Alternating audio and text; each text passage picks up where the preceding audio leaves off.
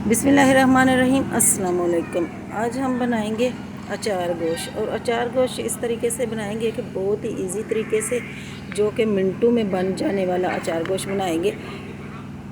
सबसे पहले हम फ्राई पैन लेंगे और फ्राई पैन में हम डालेंगे गोश्त को अच्छे से धो के, पानी इसका सारा निचड़ गया तो गोश्त डाल देंगे। इसमें हम डाल देंगे प्याज, 2 अदद प्याज, और ढेर सारा इसमें जाएगा लहसुन। देसी लहसुन है, और लहसुन आप जितना भी डालेंगे ये ग्रेवी के लिए बहुत अच्छा होता है। अब इसमें जाएंगे 5 से 7 अदद टमाटर को कट कर लें और ऐसे उल्टे तरीके से टमाटर ऊपर रख दें।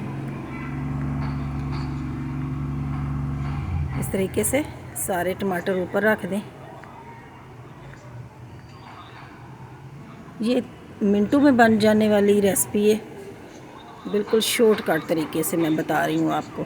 अब हस्बे जायका इसमें जाएगा नमक, और इसमें जाएगा पानी आप 1.5 गिलास या 2 गिलास के करीब, जितना आप गोश्त का देख लें। मेरे पास 1.5-2 किलो गोश्त है तो मैंने तकरीबन 2 गिलास पानी, छोटे 2 गिलास पानी डाला है। तो अब इसको ढक्कन बंद करके ना तो ऊपर रख देंगे चूल्हे पे। 20 से 25 मिनट कुकर में लगेंगे तो गोश्त हमारा गल जाएगा। ये देखें जी, गोश्त भी गल गया।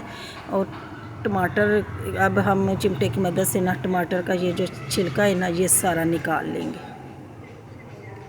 ये पूरा छिलका निकाल लेंगे। शॉर्टकट तरीका है, इसमें कोई मेहनत की ज़रूरत नहीं है। कोई ऐसा नहीं है कि बच्चे भी बना सकते हैं, इतना इजी तरीका और बनता भी इतना मज़े का है। अब हम लेंगे कढ़ाई, और कढ़ाई में ये जो गोश्त है ना वो सारा हम ना उसका, अगर आप देख लें उसमें पानी है ना तो पानी निकाल लें, बाकी सारा गोश्त इसमें डाल दें। थोड़ा थोड़ा ना पानी था तो मैंने ये छन्नी की मदद से सारा गोश्त वगैरह, टमाटर, ये जितना मसाला इसमें डाला हुआ था ना ये सारा कढ़ाई में डाला है। अब इसमें डाल देंगे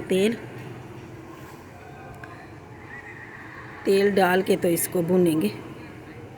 और पानी थोड़ा सा ही पानी है, आधे गिलास के करीब, वो हम ग्रेवी के लिए बाद में ऊपर जब भूनेंगे ना तो इसमें डाल लेंगे। ये है जिस शान का मसाला, अचार गोश्त शान वालों का, ये 1 पैकेट इसमें डाल देंगे।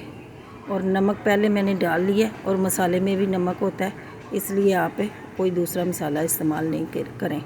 और नमक आप कम ही डालिएगा, चख के तो बाद में और डाल सकता है, लेकिन जब ज़्यादा हो जाएगा तो फिर सारा सालन ख़राब हो जाएगा। अब इसको भून लेंगे। ये जो टमाटर और लहसुन प्याज आपको नज़र आ रहा है ना, ये भूनते वक्त ये देखें जी कितनी अच्छी इसकी कितनी प्यारी ग्रेवी बन के तैयार हुई है। अब इसमें डाल देंगे हम दही।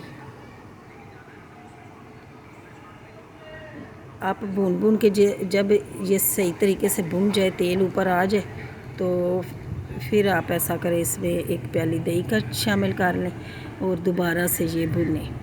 दही भी अपना पानी छोड़ेगा। दही को थोड़ा सा खला लें ताकि इसमें फुटियाँ वगैरह ना रहे, तो फिर इसको भून लें। इसमें डालेंगे जी मिर्चें 2-2 पीस करके,